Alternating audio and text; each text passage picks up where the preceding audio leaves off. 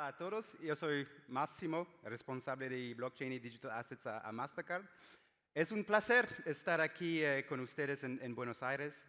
Qué ciudad increíble y qué momento para estar aquí esta semana, para claramente visitar la ciudad, también que es un evento muy increíble, para anunciar el lanzamiento de la MetaMask Web3 Card aquí hoy en Argentina. Y también claramente porque tenemos uno de los clásicos más grandes del fútbol mundial esta noche. Debo confesar unas cosas, mi esposa está brasiliana, después yo debo remaner muy diplomático esta semana. Ahora cambiamos, por favor, en inglés, mi zona más segura. Welcome to today's panel discussion on a fantastic collaboration between MetaMask, Baanx, CompoSecure, and MasterCard. We're going to be discussing how Web3 is reinventing money and shaping the future of payments. And I guess our panelists will sort of do more than just discuss here, but they're going to walk the talk, right? As we're here today to officially announce the launch of the MetaMask Web3 card with Baanx, CompoSecure, and MetaMask in Argentina. And this is a big deal, right? This is a big milestone for the industry, not just in this region, but for the global sort of crypto ecosystem as a whole, as this is one of the first truly decentralized on-chain payment product out there, and is giving the users the power to essentially spend directly from your self-custodial on-chain wallets. You know, it's you, it's your cryptos, it's your keys, and today it's also your card. And that's exactly what we're going to explore here today. And we're going to understand a little bit what this means for users, what this means for Latino America, and for the future of decentralized payments. And so we've got the perfect panel to do that with Simon, Daniel, and Samia here. And I guess they've already been introduced, so I really, my job is not too hard today, so vamos! Daniel, I'm gonna start with you. You answer in English, Spanish, whatever you feel more comfortable with. Tell us a little bit. So your keys, your cryptos, your card, and this kind of notion of self-custodial neo-banking. Yeah, how is MetaMask doing this? How is MetaMask one of the first to innovate on this front? And most importantly, why should our Argentinian friends be excited about this? Sure, yeah. Thanks again for everyone here. I'm from Queens, New York. Official language is Spanglish, so I'll try to change it up a little bit para complacer a todo el mundo. Entonces, yo diría que no solo tenemos la mejor tarjeta de débito de mercado, sino pues tenemos la única tarjeta de débito de mercado de verdad. O sea, existen muchas tarjetas que son top-up o prepaid, donde tiene que vender su cripto para tener un balance de débito, ¿no? Y otros que te extienden una línea de crédito porque tienen una posición DeFi. Our card is not like that, right? The MetaMask card funciona exactamente como una cuenta corriente, o sea, cada vez que hace tap de la tarjeta, vamos a sacar la cantidad exacta aprobada en la punta de venta, ¿sí? And for us, I think that is a very exciting thing, namely that it's a real card that feels like a real card. And we want it to be the most successful card program in the world, right? But I think if you work back a little bit, we'd like to see it as a way to bridge Web3 and the real world in a way that represents all of the things that you would expect out of financial services. So if you think for a moment, what do I get out of my bank? What do I get out of personal banking? I think there's 5 components, right? There's saving, spending, lending, credit, and rewards, right? So how can we offer that in a self-custodial way that is superior to what exists in incumbent banking, right? So saving, pretty easy. En MetaMask, tú puedes hacer oro en el activo que quieras. O sea, un stablecoin, un cripto, un commodity tokenizado. Ya tenemos bonos de tesoro tokenizado con Ondo y Mountain. Entonces, uno puede hacer sus oros en Euro, en Ethereum, en ETH, en WBTC, etcétera, ¿no? Spending, well, we solved it, ¿ya? Con nuestro amigo de Mastercard ya tenemos una tarjeta, en Baanx también, tenemos una tarjeta aceptada por más de 150 millones de merchants en el mundo entero. Y se pregunta a un merchant, hey, do you accept crypto? They might say no. Well, they have no choice here, man. You tap the card. Guess what? You do accept crypto. So the exciting part for us is where we get in the other 3 components that we're thinking about progressively. So that's like lending, credit, and rewards. Number 1, I think with rewards, we have a space where we can be very competitive with the incumbent system because we have all the levers of TradFi and all of the levers of DeFi. So today, we offer 1% cashback as a base, not a promotion, as a base for all of our virtual cards. And when the metal card goes on sale, we'll have 3%. But that doesn't mean promotionally for a month we can't do 6%. That's us. But different stablecoins that want to see their adoption are starting to set up funds for us to add to that. Different crypto projects. We can give more interesting cash back. We're thinking about giving like fractional staked ETH, so you don't just get your cash back, but that cash back continues earning. We can give you AUSDC, the Aave version of USDC. So we're very excited about that. And additionally, because it's a real debit card, una tarjeta de débito de verdad, todo el gasto es registrado on-chain. O sea, terceros pueden desarrollar sistemas de rewards utilizando nuestra tarjeta como prueba de humanidad, prueba de KYC, prueba de gasto. Entonces ya hay un dApp que app.coinback.fund que está ofreciendo en este momento como 8% en una canasta de meme coins. And of course, with lending and credit, I think marrying DeFi with the traditional world is fantastic because I don't know about you, I don't pay 15, that's a base rate. I pay like 20% on my variable rate credit card. Meanwhile, I can go get a 2% loan in USDC or USDT out of Aave today. And then further on the lending, we are enabling AUSDC in 2 weeks, so try it out. You make a deposit into Aave, you get your AUSDC, and you're earning interest until the precise moment that you tap your card. So again, when we work back and look at saving, spending, lending, credit, rewards, the card's going to be a great card. We love building it, but that's not our only ambition. We want this to be a thing that is fully competitive with anything that you could find in personal banking today in a fully self-custodial way. Thank you, Daniel. Your ability to switch between English and Spanish is clearly better than mine. Vale, Simon, ¿cómo estás? ¿Todo bien? We're jumping over to you, no curveball in Spanish, I promise. But Simon, you work at Baanx. Tell us a little bit more about Baanx, essentially, what they are, what you do, how you power this type of payment solutions, and essentially how you think this product and the MetaMask card sort of helps enhance the entire sort of Web3 payment experience as a whole for users. Sure. So just to get this out of the way, I don't speak Spanish, despite Scott from Motivate's best efforts to teach me Spanish last night. So Baanx, we're the market leader in non-custodial payments. So effectively, we were the first people to utilize ERC 4337, which is the native account abstraction standard on Ethereum. And what we effectively did was basically we wrote our own smart contracts, our own delegation modules, everything else to enable you to connect your wallet seamlessly to your card. Now, there's a lot of people out there that talk about crypto cards and this and that and everything else, but what we really wanted to do here was build a product that wasn't just shadow banking, right? i.e. funds stay with the user up until the point that you tap. So ostensibly, what we've done is we have digitalized your physical wallet. So up until the point where you say, I want to pay this merchant, those funds are with you. So effectively, it's purely self-custodial. Now, if you think about that from an evolution and a trend perspective, what we're really focusing on here is changing concept. So traditionally, the world has worked on this very basic idea that to be able to access your money, you have to be able to put it somewhere that gives you access. So that's what you call a bank account. For us, it's this idea of saying, well, look, you should be able to have funds in your wallet, and you should be able to choose, as the user, where you want to distribute those funds. So in terms of the challenge that we face, I think there's a number of them. The technical work that we've done underneath this year, we're the only people who have actually launched this product and built it and shipped it, and it works. So that's the first piece. There's a lot of technical work. The second part, I think, also is looking at the kind of landscape that we work in, because we're now dealing with kind of global client bases, right? And historically, payments have always been a local thing or a regional thing. You go with someone like MetaMask, you've got hundreds of millions of wallets all over the world. You have to be able to reach users. And that's a huge challenge in itself, and that's why we work with people like our friends at MasterCard and Visa to be able to scale globally. And I think that the third piece that we have to really challenge here is this kind of educational piece, because a lot of people kind of naturally act on their own conscience, right? There's this kind of preconceived idea of, hey, you need a bank account. Preconceived idea of, hey, you need a custodial solution.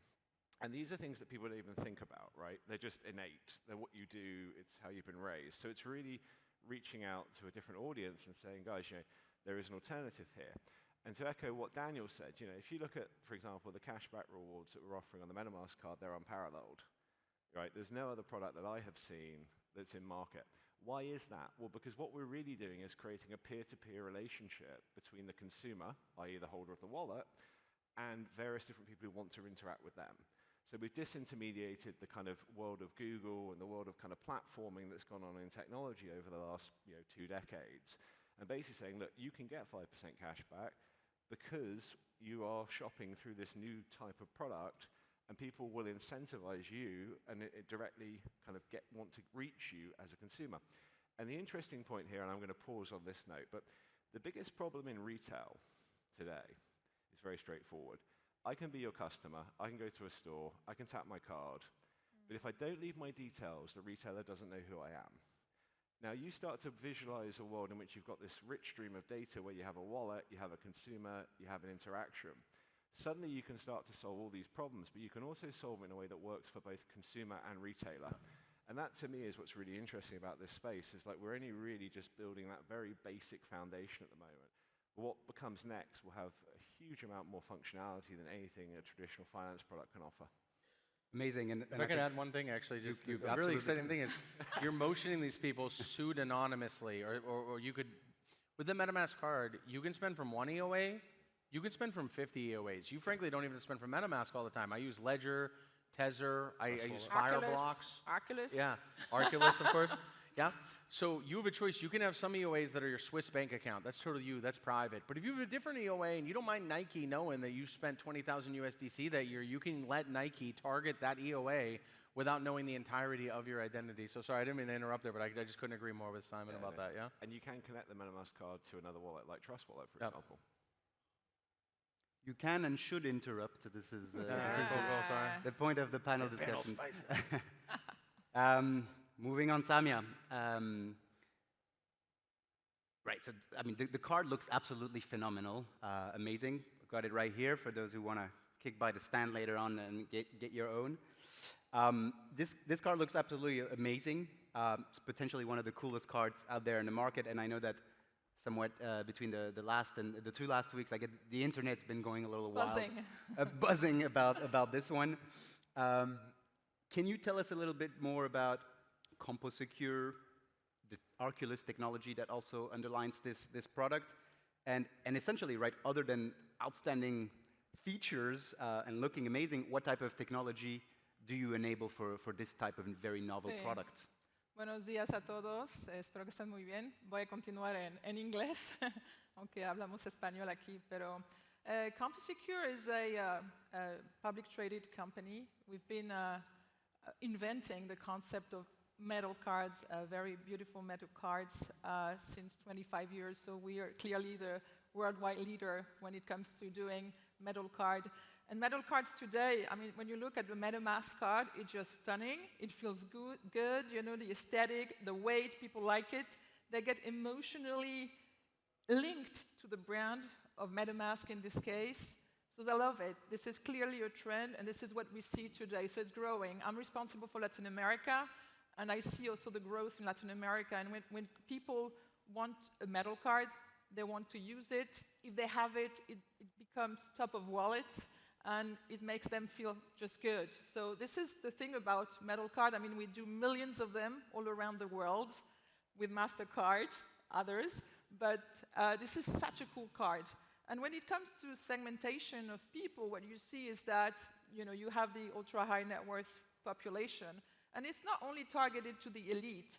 When you look at the MetaMask debit metal card, where you can pay with your crypto, it's targeted to innovators, you know, the Gen Zs, the millennials who like the technology, they like, you know, being cool. And today you have the up-and-coming segment, the Henrys, which are the younger people coming into the world, the working environment. And these guys, or these persons, women and men, not only guys, they love mobile app, they love technology, they love crypto. So this is clearly a real trend, and we love it. I mean, at CompoSecure, we're passionate about what we do. And what is very important to us is, I mean, innovation. It is in our DNA, clearly. It's customer experience or customer convenience, and it's also safety and security. So what we did, it's not only a payment card, because today, when it comes to security and safety, a card can do much more than just tap to pay. Today, with our solution Arculus, which is it is a digital asset and identity multi-signature authorization solution, we can not only, with a card tap to pay, but you can tap to authenticate yourself, which is very important because today, in the mobile world, it's all about security and safety. And there's a passkey on the chip, so you tap to authenticate yourself. Extremely important when it comes to using Arculus. Arculus is also a self-custody hardware wallet. So in the case of MetaMask, you have this self-custody wallet, and Arculus is a self-custody hardware that we can add to the payment card. And so you can do the 3-in-1: pay, tap to pay to transact, as well as hold your private keys on a card for your wallet. We talked earlier about your crypto, your key, your crypto. This is about having your digital keys in your card. And people know how to use a card, and it's not a YubiKey or something like that. You use the card to tap, and we try to emulate something that people know how to do. They don't want to do things that they don't know how to do. And additionally to that, with Arculus, we enable DeFi payment. So today, with this card, you can pay in crypto, which is really a big thing when it comes to the new technology we can do with our metal cards. And we continuously innovating, adding new change, new technology. We recently added MoneyGram integration to do remittances, USDC receiving cash in any MoneyGram location in Argentina. I'm just mentioning it because for Argentina or Latin America, remittance is quite important. So we continuously innovate and do more with our products, and very proud to showcase you this card today. Y solo para enfatizar lo que dijo Samia es que la autenticación que uno hace con la tarjeta no es solo para los pagos. O sea, yo utilizo mi tarjeta con mi cartera en PC en mi casa, no solo para pagos que hago con MetaMask. O sea, yo tengo un MPC con 3 signers, ¿no? Entonces yo tengo mi tarjeta, yo tengo un PIN code y yo tengo mi Google Authenticator. Yo tengo que juntar 2 de los 3 para firmar cualquier transacción dentro de esa cartera MPC. Entonces no se trata de salir a comprar una cerveza por mi amigo, pero si yo quiero hacer un swap o, por ejemplo, depositar ETH en AVE, yo toco la tarjeta de mi teléfono en combinación con mi huella, con mi PIN code, etcétera, para tener mis 2 de 3 autenticaciones para firmar una transacción con un Fireblocks, un MPC Vault o un Fortify, por ejemplo. Yes, it's very important what you just said. Just as a multi-signature authentication tool, which is Arculus, so what Daniel just mentioned. And we're talking about 3-factor of authentication: what you know, which is your PIN, what you are, your biometrics, and what you have, which would be your card. And you can use authentication for anything that you need to signing on or to authenticate. So very, very powerful today. Claro. It's secure, it looks amazing, it lets you tap into a whole pool of digital assets that up until today we didn't have access to. So this is outstanding, and thank you very much for innovating over there. I guess I understand now why my card is just a demo one and it doesn't actually work. It's really because it's for mass affluent now. Really given to VIPs. Yes, exactly. I'm going to switch gear because we have 6 minutes left, and otherwise they're going to tell me that I'm Italian and I can't keep punctual. Daniel, how did this idea initiate? What was the genesis of this concept? Can you talk a little bit about the journey from the ideation to the design to the actual launch of this kind of exciting innovation? Well, that's IP. I can't shit. No, if I can, let's pull back the curtain a little. Primero, 2021. Estuvimos con Mastercard construyendo una red para ellos hacer pagos wholesale. No tiene que ver con su negocio tarjeta, sino Mastercard Zen, pagos transfronterizo, etc. Y creamos un ZK Prover para ellos hacer un L2 que tenía alta capacidad más privacidad. Fast forward, boom, un año, 2022, estuvimos apalancando esa tecnología para crear otra red, que es Línea, nuestra red de Ethereum, que es la única L2 que es completamente equivalente a Ethereum y también tiene finalidad real asegurado por ZK no optimístico, ¿no? Y que yo sepa, seguimos siendo la única red que es EVM equivalent completamente hasta el bytecode y también ZK, que tiene finalidad real que yo creo apto para pagos. Entonces, we were with the group and we were like, all right, what can we do on Linea that's first? And we kept talking to people about everybody wants a card. A card is good business. Why doesn't MetaMask do a card? And I just said clearly, look, I don't want to do a credit card. I don't want to do a debit card, or I don't want to do a collateralized credit card. I don't want to do a prepaid card. I want to do a real debit card connected to my accounts on chain that can integrate into DeFi. So actually, funny, el día que ocurrió FTX, yo estuve con el equipo de Mastercard y hicimos una llamada y dijimos, vea, ese es el modelo que queremos hacer, que el dinero fluye de una cuenta de EOA a una cuenta de tesoro y el fiat va al merchant para facilitar pagos real modo cuenta corriente. Y they said, okay, give us a minute, let's see. We're going to talk to some people. And surprise, they had one group that was in fact Baanx and Simon that was able to do it. So we did a few fun demos in New York. We had some fun. And then we said, yeah, let's do it. Let's build this. So actually, all of us flew to the Bahamas to a Margaritaville hotel where they had a conference room that we locked down for like 4 days, and we just all built it, and we built the first functioning version of the debit card. I think a few of us went out and made the first purchases. I made my first purchase in Latin America. I did in Brazil, Sao Paulo, aí, tudo bem. Eu comprei Uber. That was my first purchase, I think in like February of last year.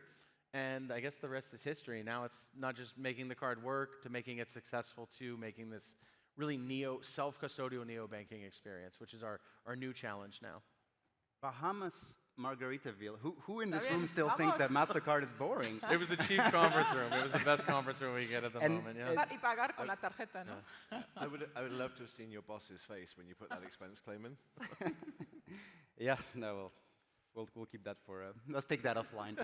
I think this is a lovely testimony as well of, obviously there's, let's say, quite a lot of cooks in the kitchen, right? It takes quite a broad value chain of different value chain partners that are essentially enabling this innovation.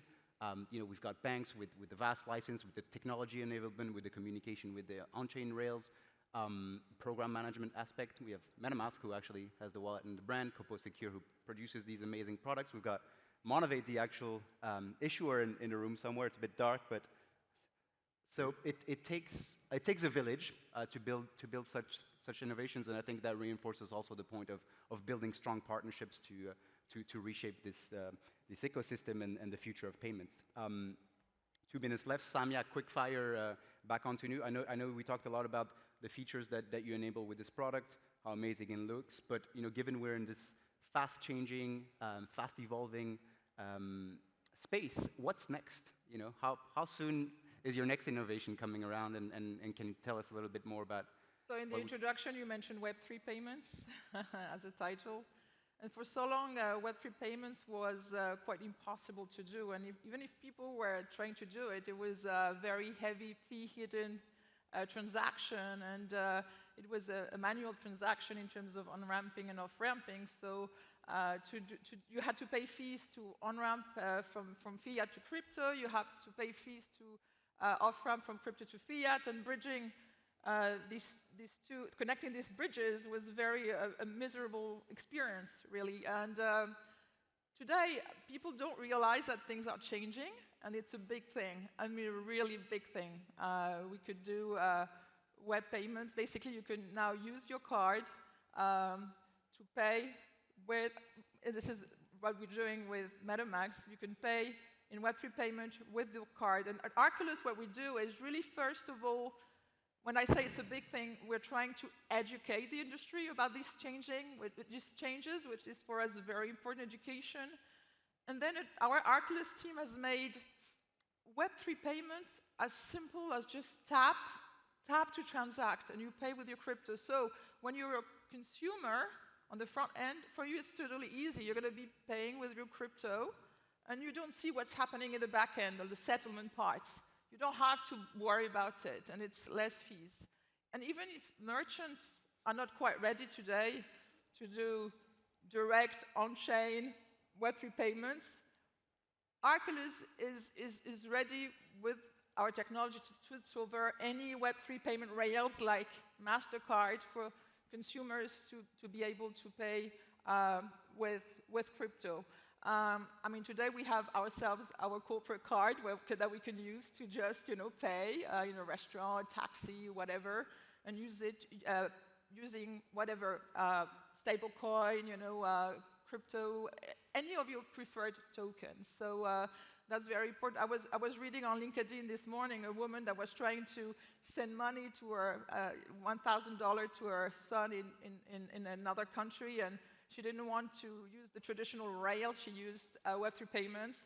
And basically what you do, you pay instantaneously, so in a few seconds, minutes, the other person gets the money, less fees, and there is a lot of convenience and commodity around it. So digital asset, Web3 payments are really the future for us, and this is where we're trying to go and continue innovating.